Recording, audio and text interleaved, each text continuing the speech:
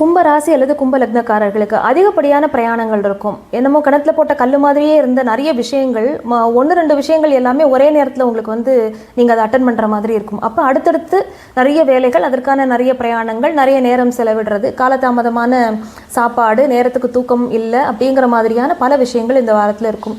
தொழில் அல்லது வேலை நிமித்தமாக குடும்பத்தை விட்டு உங்களுக்கு ஒரு ட்ராவல் இருக்குது. அதே நேரத்தில் பிரம்மாண்டமான திட்டமிடுதல் அப்படிங்கிறது உங்கள் மைண்டில் அது ஓடிண்டே இருக்கும்.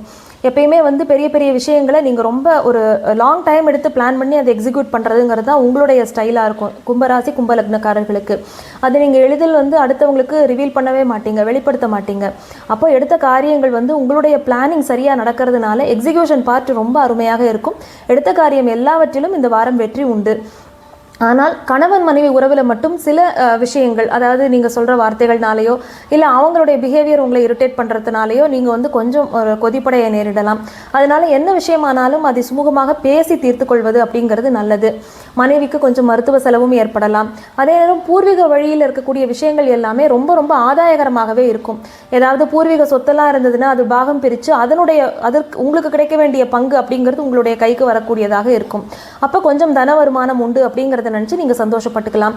அடுத்து வெளியூர், வெளி மாநிலம், வெளிநாடு இதிலிருந்து வரக்கூடிய செய்திகளாகட்டும், உயர்கல்வி முயற்சிகளாகட்டும், இல்லை மறுமண முயற்சிகளாகட்டும், இந்த மாதிரி விஷயங்கள் எல்லாமே உங்களுக்கு ரொம்ப ரொம்ப சாதகமாக அமையக்கூடிய காலகட்டமாகத்தான் இந்த காலகட்டம் அமைந்திருக்கின்றது.